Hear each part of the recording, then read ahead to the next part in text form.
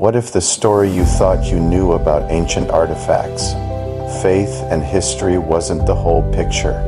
Today, we're sitting down with author David Hendin, an expert whose passion for uncovering biblical artifacts has taken him deep into the past, where history and faith collide. Prepare to be amazed as we connect the dots between ancient discoveries and the undeniable truths of the Bible. This is Faith in Fact.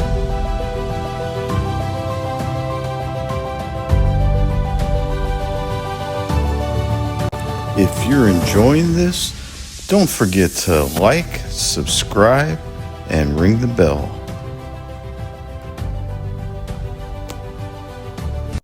Hello, folks. This is Marky Mark, and we are live again in the studio with David Hendin, talking to us from New York. And he's got his label there, American Numismatic Society. David, for me, has been like the hero, the guy that I've been following as I've gotten into my my book here, Guide to Biblical Coins. And then, David, this is the 6th edition, right? And when did this thing start, and what edition are you on now? So the 6th edition is the current edition. It came out about 2 years ago. First edition was called Guide to Ancient Jewish Coins, and that came out in 1978. Then it came out in subsequent editions, and basically each time the book was published, there were 3,000 copies printed, and when the 3,000 copies were gone, you could print some more, or you could fix it according to everything that had happened in the field. And it was a period of a lot of things happening in the field. So I just kept updating it, and it became a new edition. Now, this book for me has been super inspiring. So I'll tell you my story really quick. I was looking for a Christmas gift for my son, and he liked all things like Roman. So I went to get him a Roman coin, and I got Nero, because the Julius Caesar was just there. There's not so many of them. But along the way, I looked and I was like, wait a minute, Herod. I recognize this guy, because I start seeing these ancient biblical coins that were next to the ancient Roman coins. And then I went bonkers. I said, wait a minute, there's a Pontius Pilate coin. And I just kind of went coin crazy. I have my box next to me. I guess it's been about 3 years. Really excited about coins. But then I found that your book would save me like a ton of trouble, because they're all in here, and I don't have to go on an auction to find them and buy them. That's because about 55 or 60 years ago, I got interested. And I was also a writer, so I did all the work for you. And everything is there. And it's been a lifetime of keeping up with everything in the field, doing some of the things in the field, and also doing archaeology in the field, and learning new ways to look at things, and meeting new people, and understanding things. So it's great fun. I understand your father was a doctor. You had some kind of access in Israel where you had access to these ancient coins. Your pops would say, hey, do you got something? And is that kind of how you got started? And take me to the beginning, and maybe we could just blast through the last 50 years for us. The very beginning was about 70 years ago, when I was 8 years old. My dad gave me one of those blue folders that you stick U.S. pennies into. And he had been a coin collector, and so now he made me into a coin collector. And as I got older, I found out that one of the things that he collected, in a very Midwestern general practitioner, internist doctor kind of way, he collected ancient coins, and including ancient Judean and biblical coins. And he was very interested in it. He had a very inexpensive and simple collection, but he paid attention. He had written a few articles in magazines. Among the ancients, he collected Judean and biblical coins, and he was very interested in it. He was a doctor, and doctors read a lot, and it was his hobby. He had a serious hobby. Some of the books you see behind me came from my dad's library. So, I had good training. I have to say I wasn't terribly interested in the coins, but when I went to Israel as a volunteer of the Six-Day War in 1967, they called me a volunteer of the Six-Day War, Just to be honest, I got there after the war because it only lasted 6 days. We couldn't get there faster. But I got there in, the war was in June. I got there in early August. And my first home in Israel was in Beersheba. And the first time I went to Jerusalem, I got very excited because I saw a few stores that sold ancient coins, among other things. And I decided right there I had to buy some ancient coins for my dad. So it took me a couple of visits to Jerusalem to look at these little groups of coins. And when I say groups of coins, I mean, I'm talking really serious stuff. I was spending at least $20-25 for my dad in those days. That was 1967. I was a volunteer. I just finished my undergraduate degree. I was unemployed. So, $25 was big bucks for me, but I was ready, to find a bag of uncleaned, interesting Judean biblical coins for my dad. And through that process, I actually met the antiquities dealers of the old city of Jerusalem. Not every one of them, but certainly most of the important ones, and some of the really exciting ones whose names will come up in a little bit. And from there, these guys here, these guys here, and I'm going to tell you about those. Well, I'll just tell you real quick. Okay, we'll go to them in a second, but let me just tell you this. The story of how it arises. As I go to these various coin dealers to find things for my dad, I become friendly with these guys. They're very nice guys. They're trying to sell me stuff, of course, but it's not hard pressure. They're just as eager to give me a cup of coffee and to introduce me to their son who's my age or whatever. And so I meet 3 or 4 Arab, Muslim and Christian Arab families in Bethlehem and in the old city. And among the guys I met are these guys whose pictures you showed. If you flash them up again, I'll talk about them, and then we can come back to that other thing. If you have that, the next flash, next one. Here you go. So this all, Mark, I know you really like to talk about the Dead Sea Scrolls, and you may want to segue into this after my marathon on these two guys. But the top guy, it was an antiquities dealer in Jerusalem, and that's how I knew him. Abu Anton, we called him. He was Kando, the father. He was originally a shoemaker in Bethlehem, and he was the guy who actually purchased the major Dead Sea Scrolls that are now in the Shrine of the Book from the Bedouin boys who were selling them. In the bottom picture, you see a young version of me together with Abu Ali al-Tawil.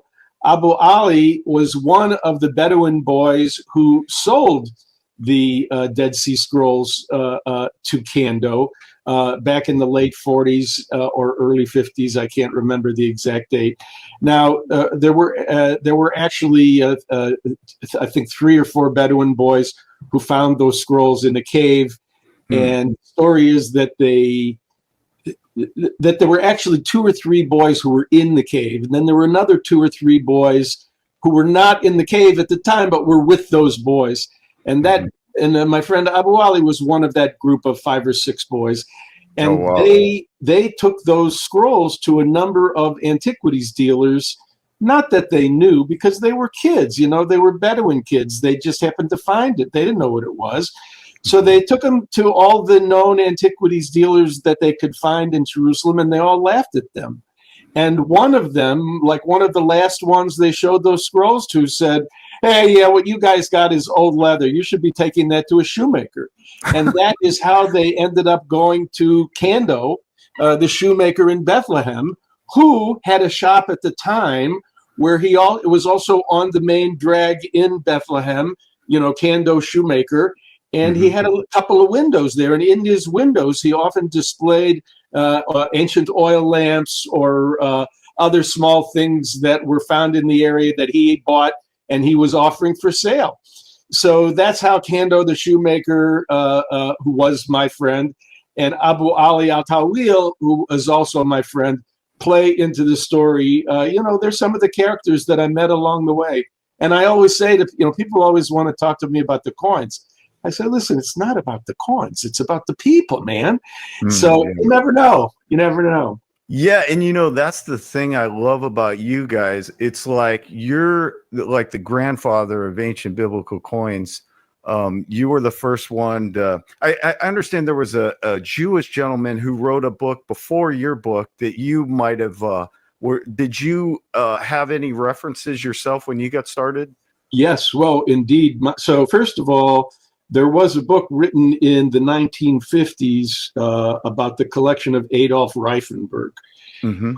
But then in 1967, a young fellow who just got his PhD named Yaakov Mesherer published part of his academic work as ancient Jewish coinage. Mm-hmm. And he actually became one of my very best friends and certainly my mentor and teacher. Mm-hmm. And he died about 2000, almost 24 years ago. Mm-hmm. But he and I spent a tremendous number of hours together at sites in Israel, at the museum in Israel, looking at various collections around the world. And I was lucky to have him as a mentor and a teacher. And yes, he did. His book essentially came in 3 editions. Mm-hmm. The latest edition is basically called, I can't think of what it's called, but the latest edition is A Treasury of Jewish Coins, which I had the pleasure of editing and publishing in the United States, as I did on his previous 2-volume work.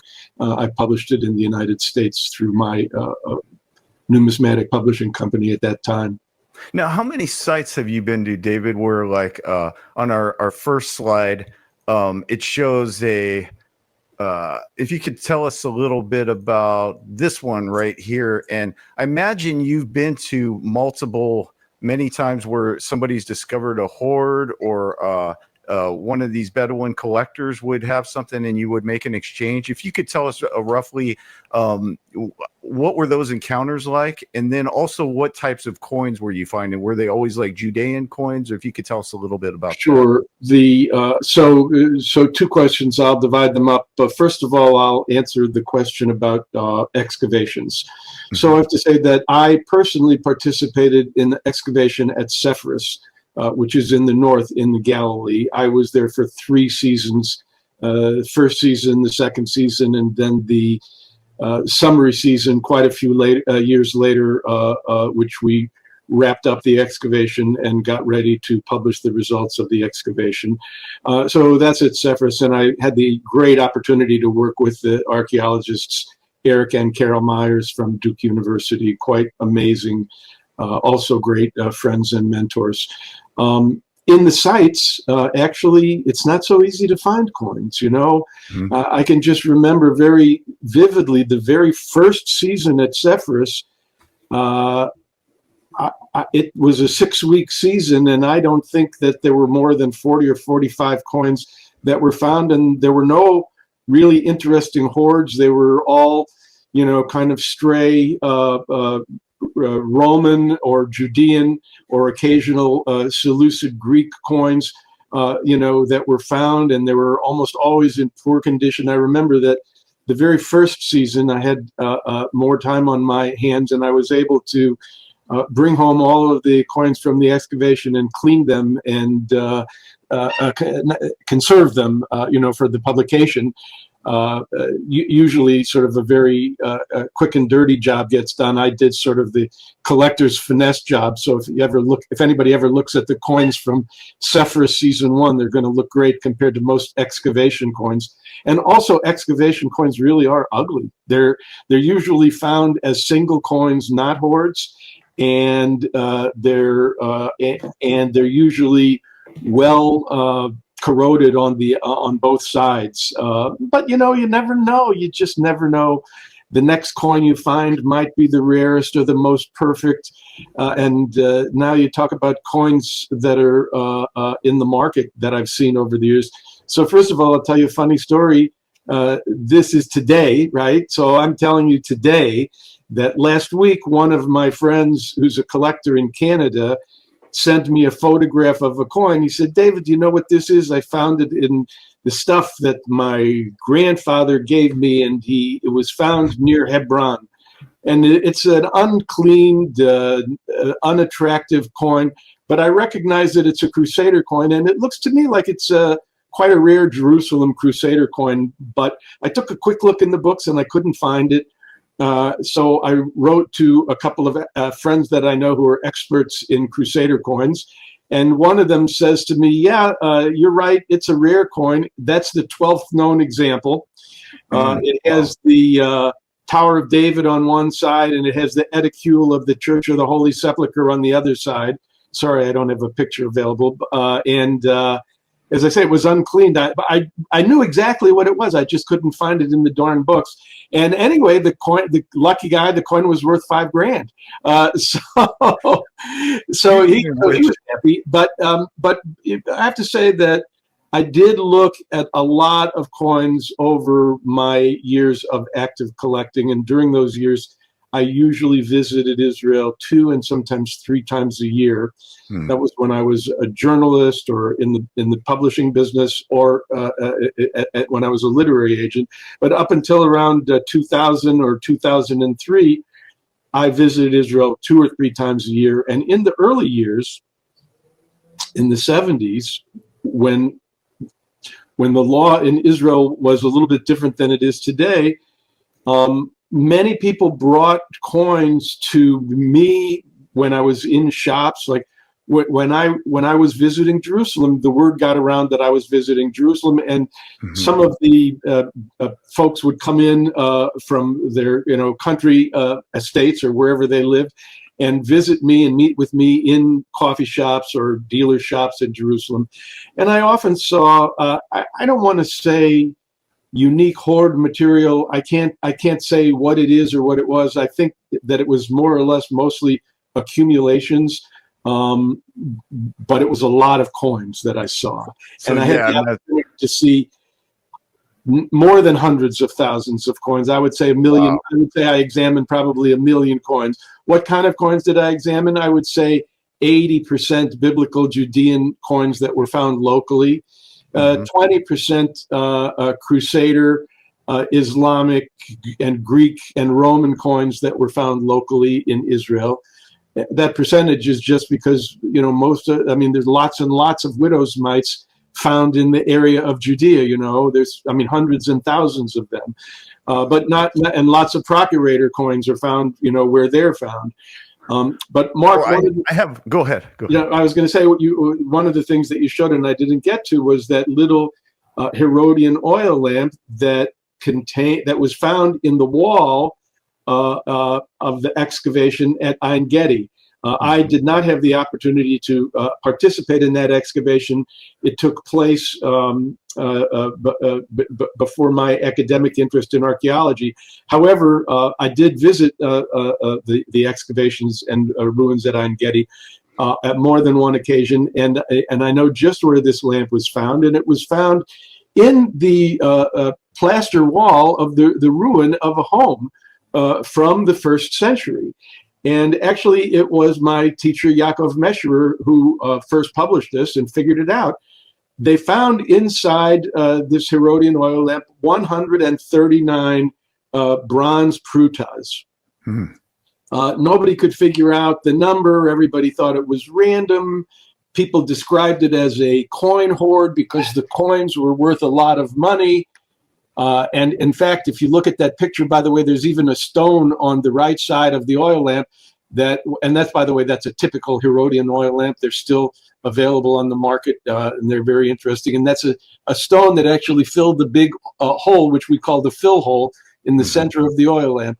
And inside the oil lamp were those 139 bronze pruta coins, almost, I believe, I don't remember right now, but I think they were 100% were coins of the prefects and procurators of Judea. And you were just seeing those coins like all the time, hundreds of thousands. Oh, I was seeing hundreds of coins. But I have one right here. You mentioned dirty, unclean coins. I have one right here. Yeah, now This is, that's a coin of Augustus. I can't see it too yes, clearly. it's Caesar Augustus, and you told me this has that ugly bronze disease on the back of it.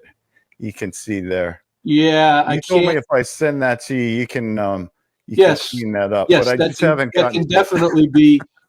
definitely be cleaned. I hope there are no pits there, but it can definitely be cleaned.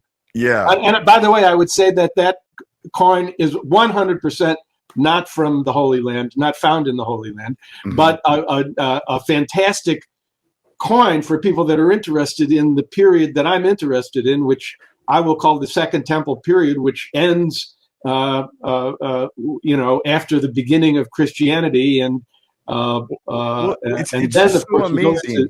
Sorry. Yeah, it's so amazing you can find something like this that's 2,000 years old. This is like the first Caesar. Well, there was Julius Caesar, but he was the first like emperor, and you That's can right. buy one of these on an auction, and it's just so fun to get on there and try what you will. I was going to ask you, David, a big question. So somebody like myself who's really interested in ancient biblical coins, I've been to the a local museum here in Malibu. There's a J. Paul Getty. I've been to that museum, and they have the 12 Caesars. They're all gold, and they have some amazing. And by the way, I Persian believe coins. that most of them belong, or many of them are from our collection, which we're happy to loan to the Getty, Now, is that your collection being the the ANS? Numismatic Society. Yes, and then also my next question to you would be, where in the world would you go if you want to see like the most pristine, the best coins? Do you go to like the Jerusalem Museum? Do you go to London to the museum there, or where would you suggest if somebody wants to see like the best of the best? I would say, first of all, that if anybody among your viewers wants, there are two options. There's a viewing of the best exhibits that are available. And I would say that those are going to be at the Israel Museum in Jerusalem, the Haaretz Museum of the Land of Israel in Tel Aviv, which has a numismatic pavilion.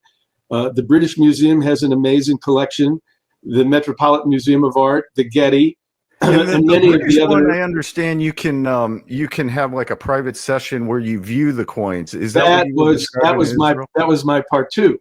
Yeah. And that is that one can certainly make an appointment. Mm-hmm.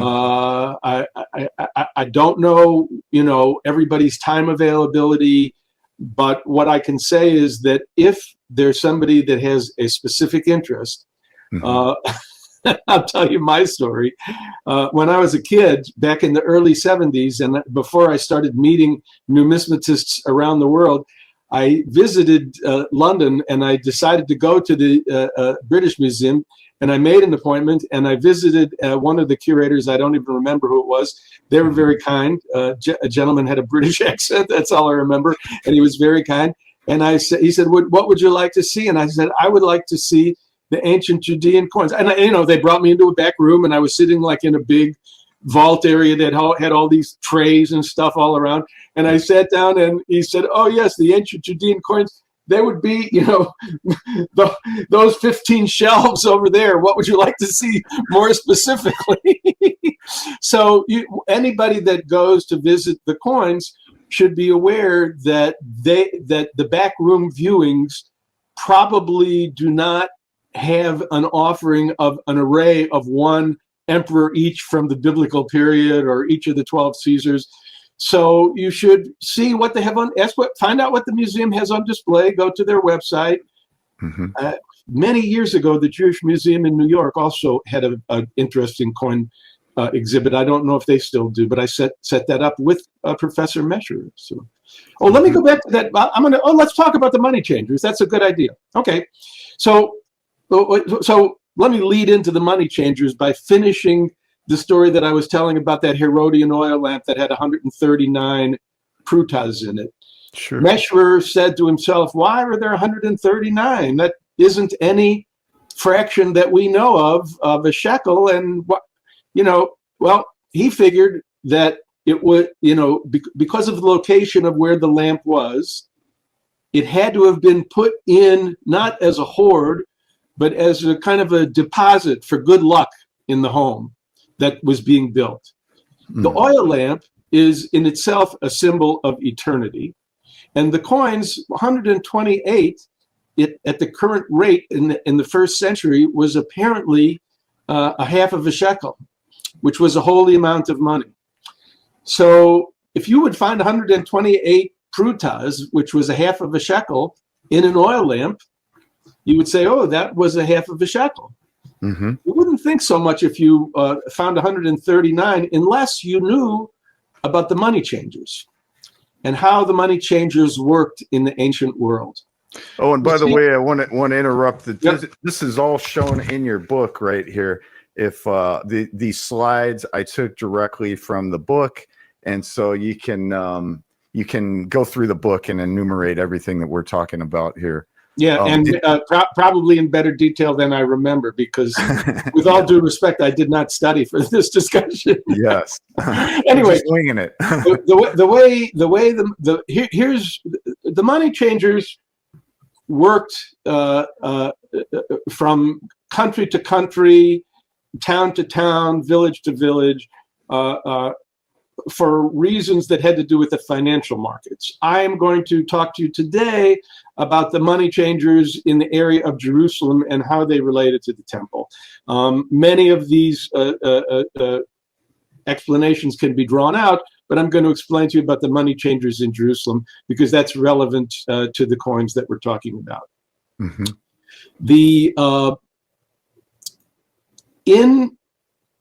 In those days, today, if you go overseas, you go to Mexico City, you're going to find a big sign in the middle of downtown, red letters. It's going to say cambio in Spanish and change in English. And it's going to be a place where you can change your dollars into pesos. Mm-hmm. And you're going to do that because you want to shop in the local markets and the local department stores, and they don't take American money.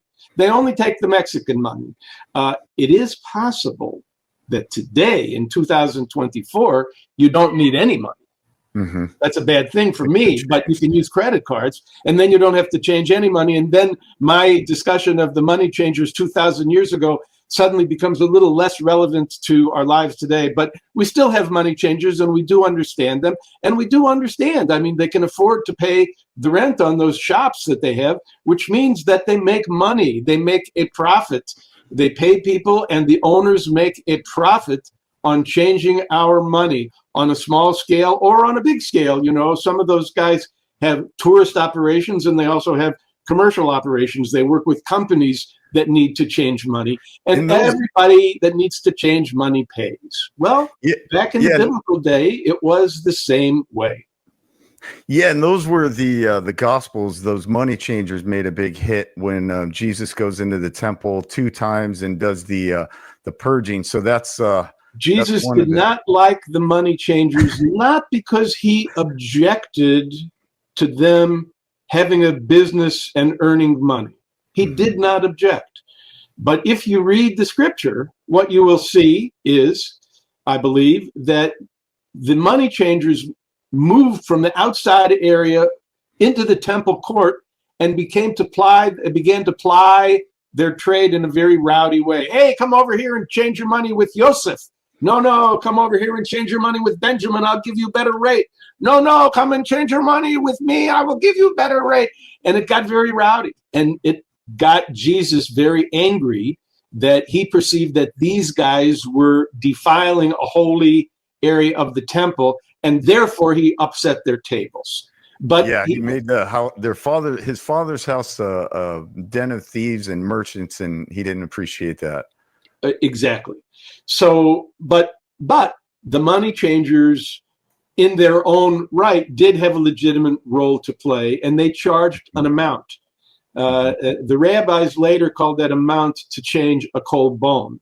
But the thing that I think that a lot of your viewers will find really interesting is that as a Jew in the days of the temple, my annual dues to the Jerusalem temple would have been half a shekel. But if I showed up carrying a shekel, I would have had to give them 1 shekel plus a cold bone, a changing amount, a certain small percentage. I gave that to the temple. Now you would say, well, why didn't they just give you a half a shekel back? Because you gave them a half a shekel. Ah, yes. But according to the books, I have to pay my half a shekel according to the actual half of a shekel. That means if I have 1 shekel, technically I have to go to a money changer and get the money changer to break it down into 2 half shekels. Well, the money changer is going to charge me a fee of about 10 or 11 prutas, and that's going to be the cold bone on the amount of a shekel.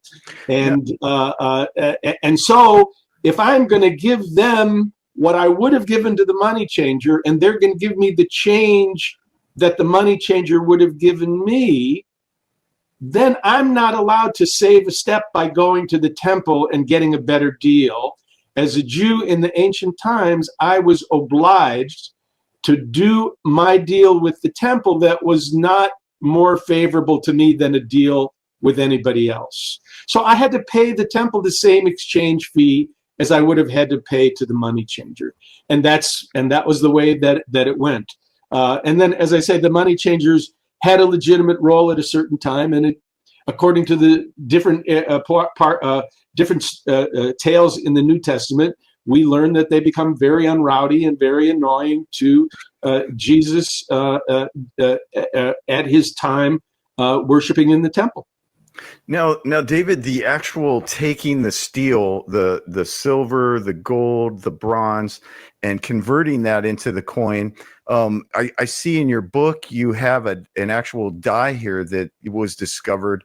And can you explain kind of the process of how you? Sure. Let me just say that's a reconstruction of a die set that one of my colleagues did, based totally on imagination. We don't have a single die set from any Judean coins that are known to exist today. Probably that is because these things were made of iron, and unlike bronze and silver, iron rusted and rotted away over years, and especially if it was in a moist area. But yes, a die like this. Now, this was used, by the way, to strike a very tiny coin, one that's probably, a half an inch or less in diameter. And you can see on the top part of the die, it's almost like a punch. And that from side to side, that would be a half an inch on the owl. And the large one on the bottom would be larger than a half an inch, just because the way they would do it in this case, because this was a tiny bit of silver, probably a half a gram, maybe the size of a BB in silver. They would drop that maybe 2 BBs size of silver that would be pre-weighed, let's say half a gram or 0.6 of a gram, whatever the denomination was. They would drop that silver right in the middle of the mold, and presumably it would come to rest right in the middle of that face. And then they would take the side with the owl, and then and they would hold it with their hand, and they would hammer the end of it so the 2 pieces would go together, and that would be and that would strike a coin. Now, you can see how a coin could very easily get to be off center in this case. Now, here's another example of how dies might have looked for coins that were bronze coins on the top row. And this is a prospective die of a coin of Herod the Great. On the left is a coin. On the bottom, this is kind of interesting, because at the end of the reign of the Maccabees, after the death of Alexander Jannaeus, after the death of his wife, after the time that Pompey conquered Jerusalem, there were a number of years, a few decades, where the last of the generation of the Maccabees were in charge, and they issued very poor coins that that had an anchor on one side, a star on the other side, that we generally refer to as widow's mites. And this top group of 4 coins that you can see there are examples of those coins.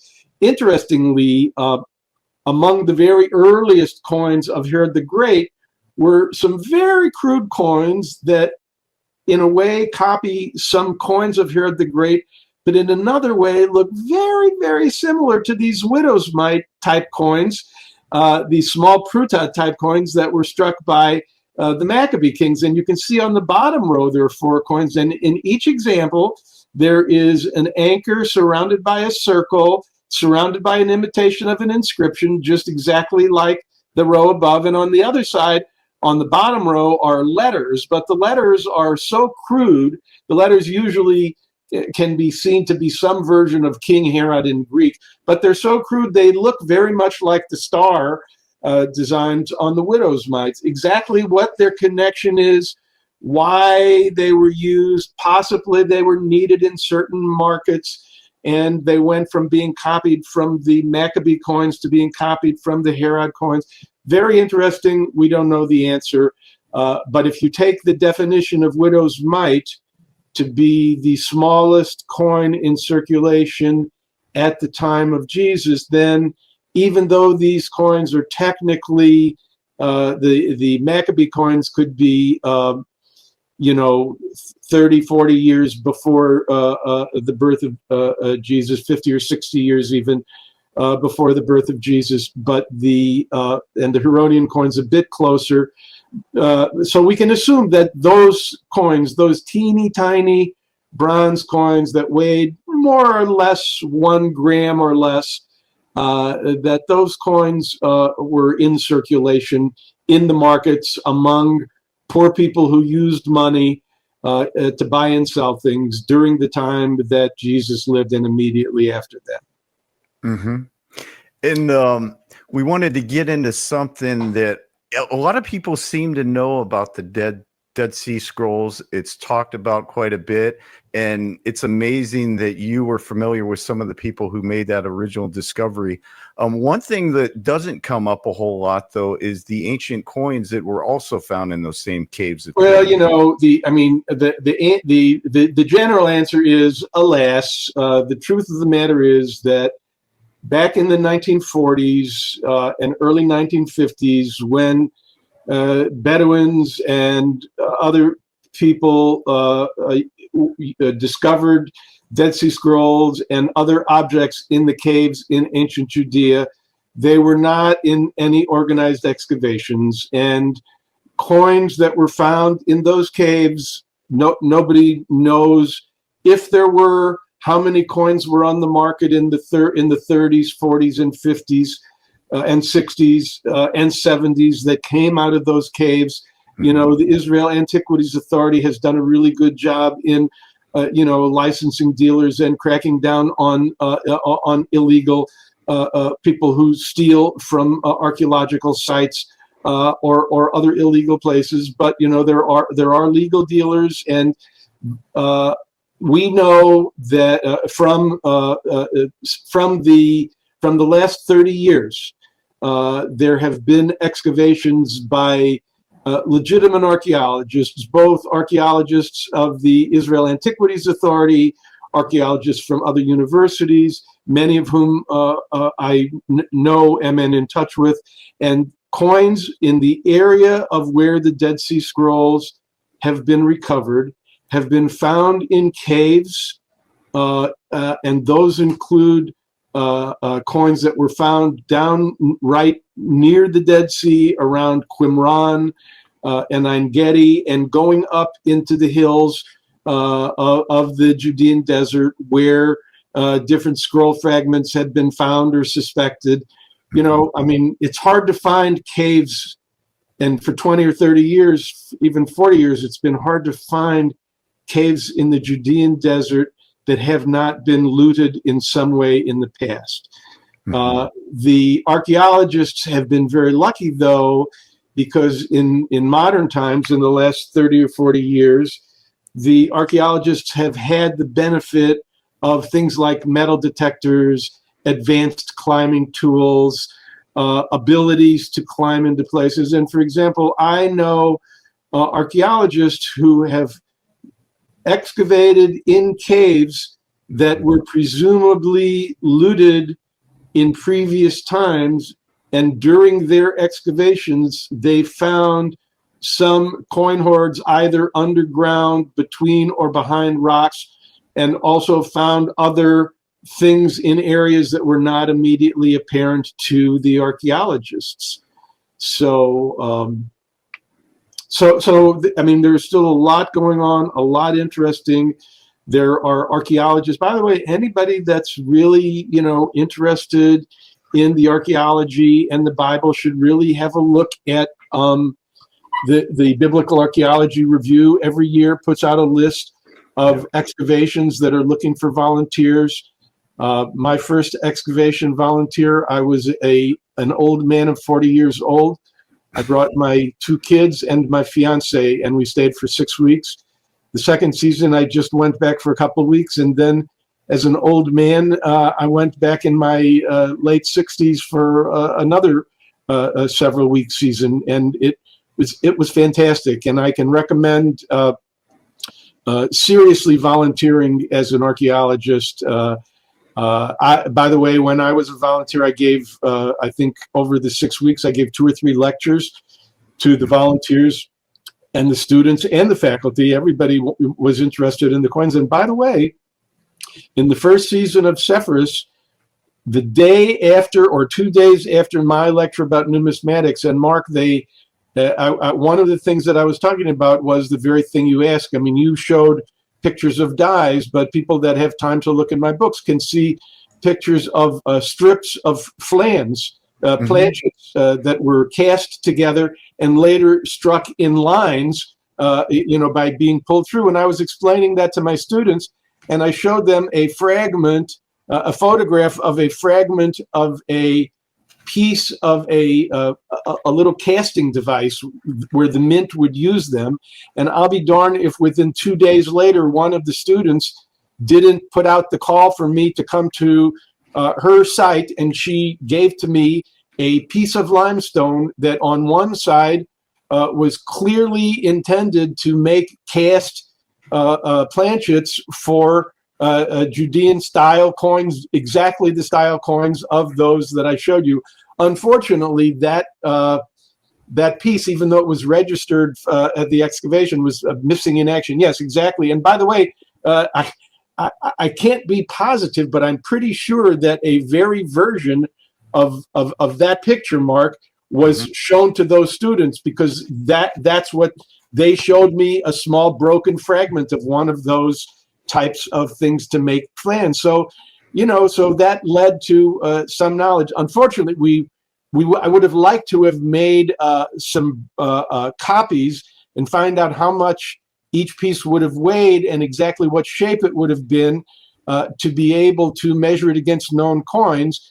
As it is, they can't find the piece, even though it was registered. So all I do know is that it was about the size of those widow's mites. And it's from a context of Herodian period.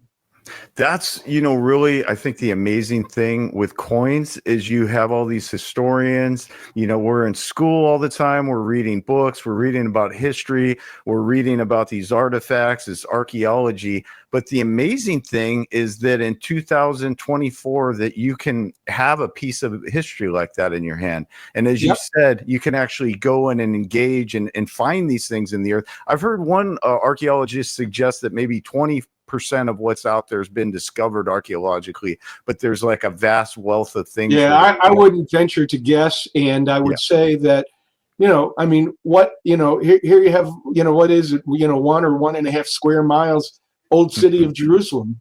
Yes. It's never been excavated and it never will be. What the heck is under there? How much, what's there? I don't know. Excavate around the Vatican. Who knows? I can tell you though that it's not. I mean, if you're going to excavate, don't expect to be Indiana Jones, because I can tell you that in 6 weeks, my job was going from area to area. But people who stayed in 1 or 2 areas for the whole time in an excavation were lucky to find a couple of coins or a piece of pottery or a small sculpture or a seal or a scale. I mean, everybody finds something. It's a wall or it's a floor or something really interesting, but, it might not be a piece of gold. There are very, very few really exciting discoveries. And you know what? they're always made by the next guy, and you're always called in to get a look at them. But to validate what's there. Now, David, here I'm just showing a piece of different. I believe this is versions of what is. Well, the this? interesting thing about this, let's ignore the top picture right now, and let's concentrate on the bottom picture. The top picture has to do with die connections, but the bottom picture is really interesting because here you have one of these dies, and the center, the thing surrounded by black, is the idealized die that basically says of King Herod, something like that, of King Herod. And it's very crudely done. And the way that we came upon that center shown die surrounded by black is that we took all of the other examples shown, 8 examples, and we took those 8 examples and we took what we saw on each example, and each example also overlapped with another example, so we had enough to see that each one of those 8 coins was struck from the same die, and the original die ideally looked like the center item. But since all of the coins were hand struck, with a hammer and a stamping connection, and the dies were the flans, the pieces of bronze that were struck, were always a little bit too small. We don't know why. It has something to do with the economy of Judea. We don't have coins with perfectly centered designs and legends. We have coins that actually have designs and legends that are struck on the coins that are bigger than the coins. And to add insult to injury, because they're hand struck, they're always a little bit off center here or there. So we're always looking at reinterpreting. So this was a tremendous piece of work where 8 examples, we're able to know exactly what the example of the original die looked like. And we can see where off-center strikes might be from and what they look like. So, there were, during the time of the Maccabees, the Hasmoneans, and the Herodian kings, that's, through the end of the life of Jesus, the Judeans were making and using a number of these extremely crude bronze coins. They were making slightly spiffier bronze coins too, but the really poor and crummy bronze coins were circulating in the markets, being used by the poorest of the people, who are, by coincidence, the people that were often most interested in these days.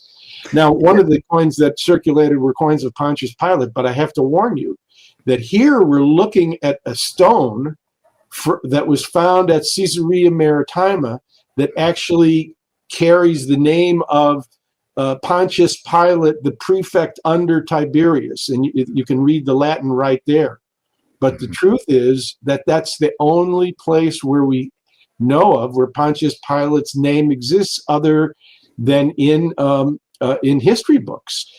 There are no other artifacts. The actual coins of Pontius Pilate are dated to the year 29, 30, and 31 of the Emperor Tiberius. Yes, that's either the stone or an exact reproduction of the stone that they have in the Israel Museum, or the Israel Museum may have the original and the exact reproduction may be on site in Tiberias. And I think that's the one that we're looking at there. But that's exactly what it looks like. And that is the only known ancient inscription with the name of Pontius Pilate, the procurator who governed Judea under Rome at the time Jesus was killed.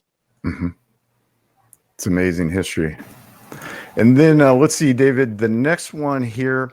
My understanding, this is like a depiction on a coin of the actual what the temple might have looked like. It is, and let me just say, Mark, for people who think that we're crazy or punch drunk, we're not. We're just jumping over the Jewish war period because Mark and I are just going to discuss that some other day, and we're going to talk a little bit about the depiction of the temple on Jerusalem, which happens to be on coins that were struck under Bar Kokhba. Now, the first coins of Bar Kokhba were struck in 132 CE. Now, let's figure it out. 132, and Titus destroyed the temple in 70. So 62 years after the temple was destroyed, that the followers of this messianic guy, Bar Kokhba, who had followers of one of the messianic rabbis, right? And he was trying to resurrect the power of the Jews in Judea. It had largely fallen to Romans after the defeat and destruction of the temple. So this guy, Bar Kokhba, who was up and coming, was looking for messianic messages to put on his coins. Now, this happens to be a coin of the 3rd year, but the exact design is on Bar Kokhba coins also of the 1st year. And that is a design of the temple that is either as told to, as shown on documents. There may have been drawings of the temple. We don't know. It was only 62 years later. I am 79 years old. So if I had drawings from my youth, it wouldn't be surprising from when I was 12 years old. So it's possible that archives at the time drawn on papyrus or on leather could have shown the temple. Now, inside that temple, if you go back for 1 second, Mark, I can show, if you go down, if you look at the picture. So first of all, I just want to say that the picture at the top shows you a depiction of the temple compared with a drawing of what we think the temple looked like. Again, we do not know. We have descriptions in books. We have descriptions by writers of the Talmud who wrote down later, but maybe some of them lived in a period when the temple was still alive. We have descriptions in Josephus, but we don't have very much. But we do have a 4-column temple, which corresponds. And then we do have the device inside the temple, which may be a holy ark type of thing. You see something in between the 4 columns. Or my other mentor and teacher, Dan Barag, thought that it may have been a version of the showbread table looked at sideways. My personal view is it is a picture of the ark, but this depiction of the showbread table shows how it is possible, and it shows how the things that we really don't know, and smart people can speculate. Well, I said, stupid people can speculate too, but I figured out that there's a lot more speculation possible when you learn things. That's why we've traveled a lot. And one of the things that you were showing is some of the travel that we made. I mean, among our travels in Greece, we made sure to visit as many of the cities of the churches of the travels of Paul of Asia Minor as we could. And even though they're not my specialty, I thought that even though there are many coins of those particular cities, there are not that many coins of the 7 churches of Asian Minor cities that were struck only during the period when John commended the church exactly. And if you limit it to the period of Paul and John and the period that these were written, there are a limited number of coins from the time of Nero and before that are really, really interesting. I'm not an expert on any of them, but if somebody's interested, I would say it's a rich area for study. Yeah, you'll only find a very, very small taste in my book. I specialize in coins that were struck in Judea and the surrounding areas. Yes, and as believers in Yeshua, or as people from the Abrahamic covenant, we have this in common. But this would be venturing into the New Testament side of things. But yeah, just real quickly, from last Christmas, I decided I wanted to do a collection of the coins from the 7 churches. So just real quickly, this is Smyrna. I was able to acquire that. Here's from Pergamon, and you can see it's got kind of these sinister snakes that were for healing, where Satan's seat allegedly was. And it's really interesting that you can go today. As you mentioned, David, you had been to Turkey, and you can kind of explore these things in the world. A lot of the small museums in Turkey, by the way, have amazing local coin collections, also Cyprus. Yeah. Also, by the way, in Beirut, I don't know if you want to go there today. Beirut, Amman, Cairo, all have great museums with great coin exhibits. Well, yeah, David, I mean, we were just able to get, a quick view of this awesome book that you have. It's I think it's close to 650 pages, and it's a super deep dive. As Mel Wax said, he's got his quick version, but this is the heavy deep dive, and it's great to be here with the big guns discussing these things. Ancient biblical coins, I love it, and I feel like you guys are a small community. I mean, we got like David Vegi, we got David Hendin, we got Ira Goldberg, Mel Wax, and you guys seem to kind of know each other. Is that the people that have been doing it for a long time know each other? Yeah, David Vegi. Yeah. I met David Vegi because one of the guys that I went to graduate school at Missouri Journalism School, one of my fellow graduate students, became a PhD and ended up teaching at Missouri and was one of David Vegi's professor, and said, "Oh, by the way, if you're interested in coins and journalism, you should get in touch with my friend David Hendin." And that's how I met David Vegi. Nice. Ira Goldberg I've worked with for years, and yeah, there are the experts are the experts, and the experts in Israel. And as I told you, I always say, it's the people, stupid. I know. I'm friends with grandchildren of gentlemen that I met in the old city of Jerusalem in 1967. I'm happy to be friends with their grandchildren, at least 3 or 4 families who I stay in touch with regularly, and the same with my Israeli friends. And I have not personally been able to travel for the last few years, and I miss it, but I keep up. Yeah, you're known to be annually found at the is it the ANS show in New York? If somebody, well, it's the New York International Coin Show. I can usually be found there. And by the way, my address is easy to find at the ANS website, numismatics.org. You go there and you can find my email. And if you have a question or if you want to meet in New York, feel free to email me. Say you're a friend of Mark's. Yes, sir. And then maybe, David, you could send me a list of some of your contacts, and I'll post it at the bottom of this video. And it's been wonderful talking to you, sir. And yeah, I hope to maybe have you on again and discuss, whatever area of interest comes along. Sure. We really appreciate it. The godfather of ancient biblical coins. I love it. Kind of sad because all the people that taught me are gone, but they died too young. All right, I'll let you go, man. Take care. Okay, brother. Good talking to you, David. Bye-bye. Okay. Thanks again.